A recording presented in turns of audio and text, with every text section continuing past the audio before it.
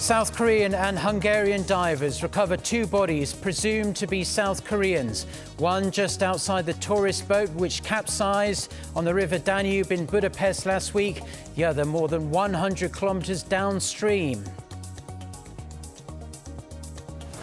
President Trump called them some small weapons, but his top officials can't make their mind up on North Korea's recent short-range missile launches. Trump's top diplomat says the firings probably did violate UN resolutions imposed on the regime.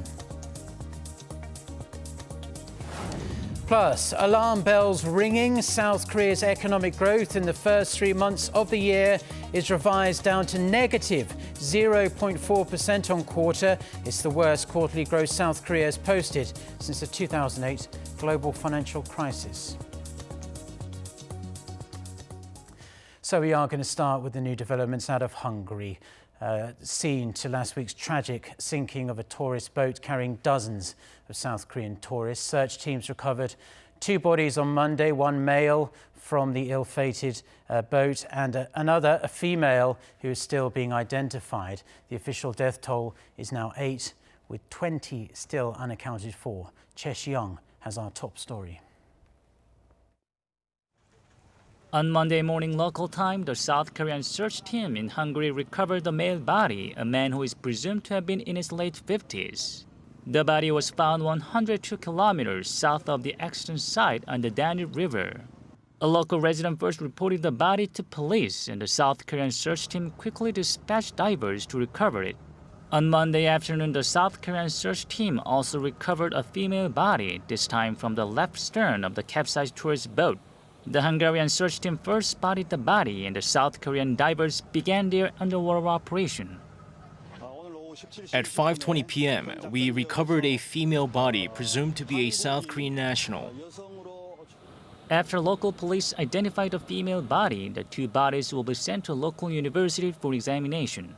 The South Korean search team are planning additional underwater searches on Tuesday, but only if Hungary gives them the green light at a morning meeting to discuss the logistics of the search and the potential dangers involved. While South Korea keeps insisting the underwater searches continue, the Hungarian government is pressing to salvage the boat, possibly as early as Wednesday, and have it out of the water by Sunday. Hungarian officials have stressed that even if the South Korean search team make further dives on Tuesday, they will not be allowed to try and enter the sunken boat due to safety concerns. Choi Seong, Arirang News. Now, in other news, the Trump administration has been relaying a rather confusing mix of messages regarding North Korea's short-range missile launches that happened on May 9th. On Monday, US Secretary of State Mike Pompeo did little to clarify Washington's official stance, saying the regime, quote, probably violated UN Security Council resolutions with the launches. Pompeo gave his first assessment of Pyongyang's latest test launch during an interview in Switzerland with US-based Sinclair Broadcast Group.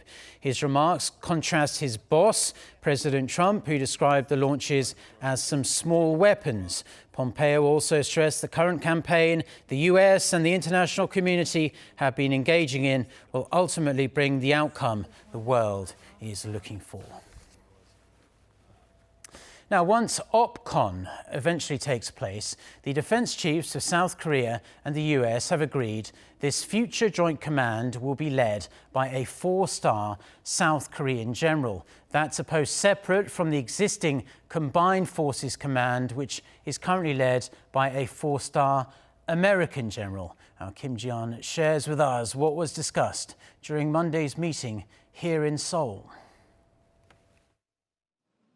The future joint command, following an envisioned transfer of wartime operational control from Washington to Seoul, is to be led by a 4-star South Korean general, a post separate from the existing ROK U.S. Combined Forces Command, currently led by a 4-star American general. Seoul's Defense Ministry on Monday released the results of the talks held between Defense Minister Chung Kyung-do and Acting U.S. Defense Secretary Patrick Shanahan. They've also agreed to move the Combined Forces Command headquarters, currently in Seoul's south, to Camp Humphreys in Pyeongtaek, reversing last year's plan to keep it in the Korean capital. The relocation decision took into account factors such as operational requirements, transfer costs, and time. When I think on alliance, the word that comes to mind is trust. The incredible trust between our countries was forged in combat nearly 70 years ago. That trust endures this day. This is also apparent in the tremendous strides Combined Forces Command is taking to more rapidly fulfill conditions to transition wartime operational control from a U.S. commander to a South Korean commander. In a meeting between President Moon Jae-in and Shanahan, the president stressed the importance of the alliance in the peace process that aims to achieve complete denuclearization of the Korean peninsula and everlasting peace in the region through dialogue. The Blue House said the president asked for U.S. cooperation in Seoul's efforts to provide humanitarian and food aid to North Korea and in holding reunions of families separated by the Korean War. President Moon stressed easing military tensions by improving inter-Korean relations contributes to the denuclearization talks. In response, Shanahan said he believes in the ironclad alliance that a strong combined defense readiness supports diplomatic efforts for a peaceful resolution concerning the peninsula. Before the defense chiefs meeting, Shanahan reiterated that the alliance serves as a linchpin for peace and security in the region. The defense chief said the two allies will continue to monitor challenges North Korea poses to mutual safety and that the combined forces are united in enforcing sanctions against Pyongyang until the regime complies with international obligations. Kim Ji-yeon, Arirang News. South Korea's economy shrank more than previously estimated in the first 3 months of 2019. According to the Bank of Korea's revised figures, GDP decreased by 0.4% in the first quarter, down from the previously estimated drop of 0.3%. It's South Korea's worst quarterly GDP since the global financial crisis. Construction investment and exports fared worse than estimated. Exports plunged more than 3% on lower shipments of semiconductors and LCDs. Construction investment shrank 0.8% and facilities investment dropped 9%, driven by decreases in machinery and transportation equipment. On year, GDP grew 1.7%, but real gross national income fell 0.3%. South Korea's largest automaker, Hyundai Motor, is flying high in the United States, enjoying an increase in sales for 10 consecutive months in the highly lucrative market. The sales gains were a result of the company's highest SUV sales ever, jumping a whopping 25% in May compared to the same month last year. Hyundai Motor reported it sold over 66,000 units in the US last month, a 2% increase on year. The South Korean automaker explained that focusing on its core models, strong marketing support and an exceptional product model helped it post continued sales growth in the United States. Now, LA Dodgers pitcher Hyun-jin has been named the National League Pitcher of the Month for the month of May, becoming just the second South Korean pitcher to win the award since baseball legend Park Chan-ho won it over 20 years ago. Lee Sung-jae reports. When South Korea's Hyunjin opted to sign a one-year qualifying offer to stay with the Dodgers this past offseason, he was out to prove his past injuries were behind him and he could still be one of the best left-handed pitchers in baseball. So far, he's proved that and more. After posting up virtually unhittable numbers in May, Ryu has been named the National League's Pitcher of the Month, becoming just the second South Korean pitcher to receive the award since Park Chan-ho in July 1998. In May, the lefty made 6 starts, going 5-0 with an ERA of 0.59, striking out 36 batters and walking just 3 across 45 2/3 innings. During that period, he also produced a streak of 32 scoreless innings. While many had Ryu winning the National League Player of the Month honors, Pittsburgh Pirates first baseman Josh Bell would take that honor. Nonetheless, the South Korean is on pace for a historic season as he's currently 8-1 with a league-leading ERA of 1.48. More impressive has been his control with a strikeout-to-walk ratio of 13.8, the best in Major League Baseball. If all goes well, LA Dodgers manager Dave Roberts, who will lead the National League team during the All-Star Game in Cleveland this summer, might name him the starting pitcher in what would be a first for a South Korean. But with numbers as good as Ryu, he could also become the first South Korean pitcher to ever win a Cy Young Award, an award given to the top pitchers in the league at the end of the season. For Ryu, it'll be one game at a time as he looks to replicate the numbers he had in May, again in June. Attempting to lock in his 9th win of the season, Ryu will be stepping onto the mound once again on Tuesday night, local time, as he takes on the Dodgers' division rivals, the Arizona Diamondbacks. 이승재, Arirang News. Now staying with sports, and after beating Argentina in the final group stage match of the Under-20 World Cup in Poland last weekend, South Korea are set to renew their long-standing rivalry with Japan in the knockout round of 16. The teams haven't met at the Under-20 World Cup since 2003, when Japan beat South Korea 2-1. This big match kicks off at the Lublin Stadium at 5:30 p.m. local time on Tuesday. For our viewers in Korea, that's midnight on Wednesday, Korea time. The winner will take on either Senegal or Nigeria in the quarterfinals on Saturday.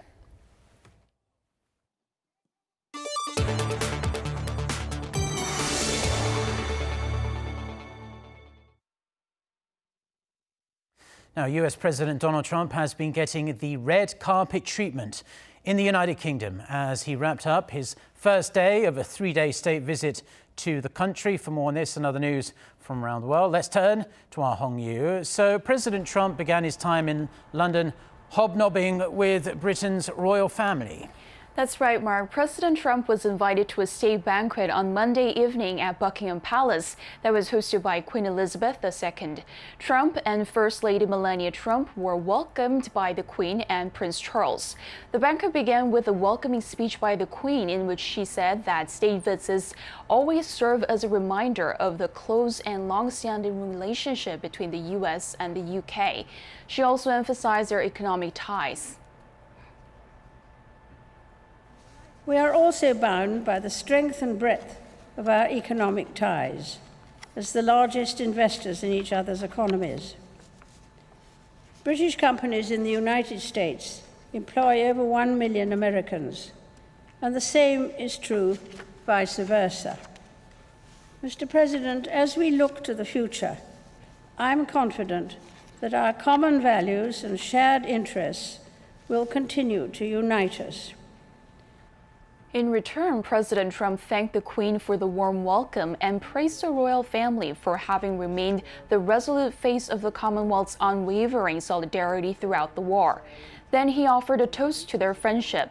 Shortly after Trump's speech at the banquet, the White House released a statement that said the president wants to strengthen economic ties with the UK through an ambitious new trade agreement.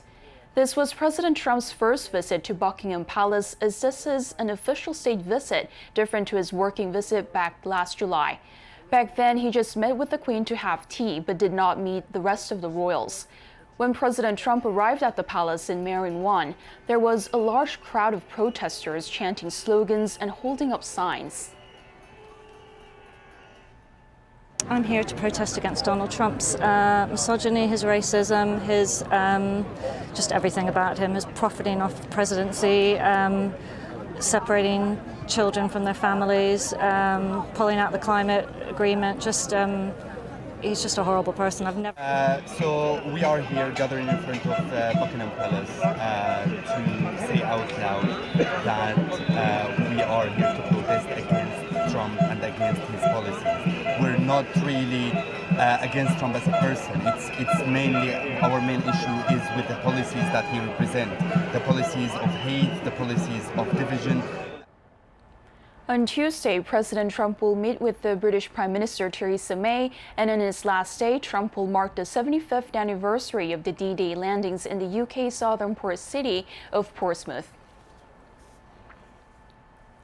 U.S. Secretary of State Mike Pompeo is calling on China to mark the 30th anniversary of the Tiananmen Square massacre this week by releasing all prisoners jailed for fighting human rights abuses. In a statement released on Monday, Pompeo said such a step would begin to demonstrate the Communist Party's willingness to respect human rights and fundamental freedoms. He also urged China to give a public account of what happened during the student-led pro-democracy protest. The massacre happened in 1989, and Beijing has never released an official death toll, which human rights groups and witnesses estimate to have been several thousand people. America's top diplomat has reiterated that Washington is exerting efforts to level the playing field with China after decades of unfair trade practices. Speaking in the Netherlands on Monday, Mike Pompeo also urged America's European allies to join the U.S. in turning the screw on Chinese tech giant Huawei. Kim Yoo-sun reports. The United States is discouraging its European allies from doing business with Huawei, intensifying its pressure campaign against Beijing. According to Reuters, U.S. Secretary of State Mike Pompeo told his Dutch counterpart that the U.S. aims to level the playing field with China. The Chinese had a very unfair set of rules, and they've been after American markets in ways that are deeply inequitable. And their government is involved in their businesses in ways that American companies never will be and shouldn't be. We're simply trying to level this playing field. And when we do that, I'm confident that both nations will be successful and grow.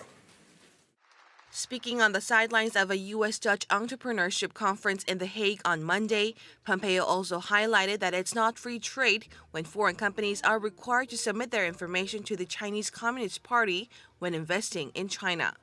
Referring to the security threats associated with establishing Huawei's 5G infrastructure network, Pompeo urged European allies to join hands with the U.S. in pressuring the Chinese tech giant that has close ties with China's government. Our ask is that our allies and our partners and our friends don't do anything that would endanger our shared security interests or restrict our ability to share sensitive information. To this, Pompeo's Dutch counterpart Stef Blok explained that security is a crucial part of his country's China policy, adding that changes to the Netherlands' 5G auction process could be announced as soon as this summer. Kim Yoo-sun, Arirang News. Just listening to the piano melody, it would be impossible to guess the age of the person playing it. Wanda Zarzycka, at 108 years old, is one of the oldest and most talented pianists in Poland. Her love for the instrument began when she learned as a young girl with her mother's piano, the one she still plays and is her most valuable possession. But when World War II broke out, she was forced to stop playing. There was rain falling on the piano because we didn't have a place to hide it, so we kept it in a shed in the countryside. So I was not playing for 5 years because the piano was broken. Despite her hardships, her love for piano continued, and Wanda still plays every day.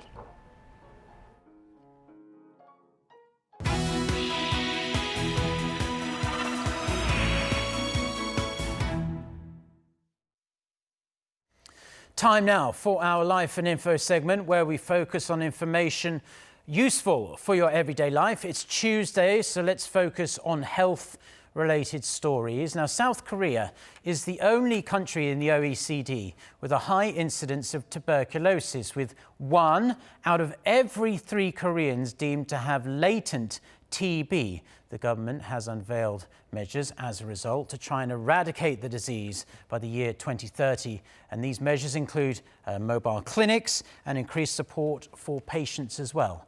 Park Se-young reports. South Korea has the highest rate of tuberculosis in the OECD.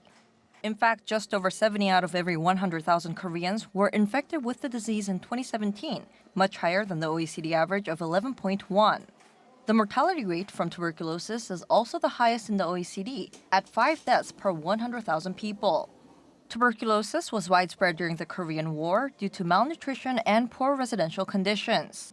It is believed that 1 in 3 Koreans have latent tuberculosis, which becomes active with age and weakened immune systems. As a response, the Korean government has announced a set of measures to reduce the country's tuberculosis prevalence to fewer than 10 per 100,000 people by 2030.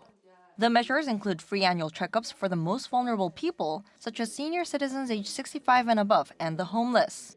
Mobile clinics will also be sent to urban homeless shelters, and those diagnosed with tuberculosis will be exempt from medical expenses. And from as early as July, foreign entrants with tuberculosis will be deported after 2 weeks of treatment in isolation to prevent foreigners from exploiting the state health insurance. Active tuberculosis is contagious, so experts stress the importance of diagnosing and managing the infection in its latent form. Early discovery of tuberculosis can prevent 90% of infections. When coughing continues for over 2 weeks, there's a high possibility of infection. Other common symptoms include coughing up blood, chest pains, unintentional weight loss, fever, and loss of appetite. According to the World Health Organization, the vast majority of cases can be cured when medicine is provided and taken properly.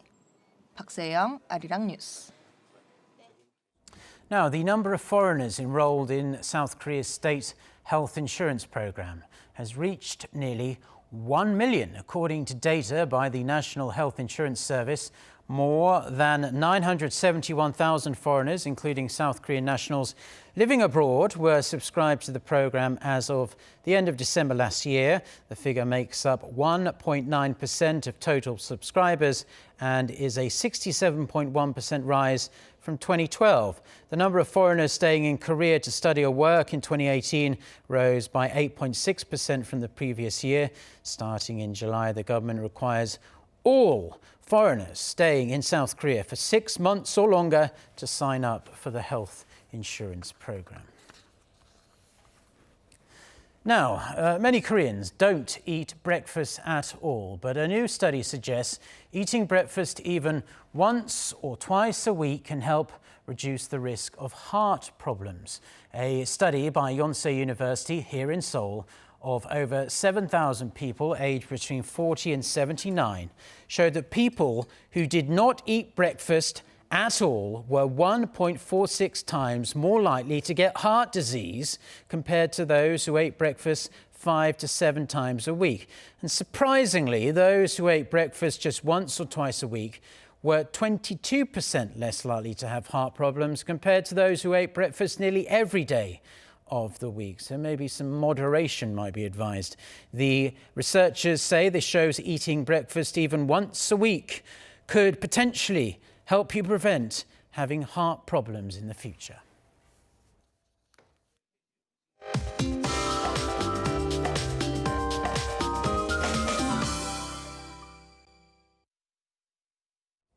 Good morning. South Korea continues to swelter under an unseasonal heat wave. The first half of the week will be a scorcher, then rain on Thursday in certain parts of the country will bring down the highs, and Seoul will also get some relief on Friday with welcome showers expected. So brace for the extreme heat for next couple of days or so. Daegu and the Gyeongsang-do provinces will be the hottest areas again, with temperatures hovering around 35 degrees Celsius with heat wave advisory being in place. And strong sunshine will boost UV rays to very high levels across much of the country. So be sure to drink plenty of water and have your sun protection items ready. But what's bothering us the most is the toxic air. Dusty winds blow in overnight and stagnant airflow boosted dust levels to very high in southern areas. And the rest of the country will also have a relatively high fine dust levels today. And finally, checking on today's daily highs, readings will be similar to yesterday in the 30s for most parts of the country. That's Korea for you, and here's the international weather for viewers around the world.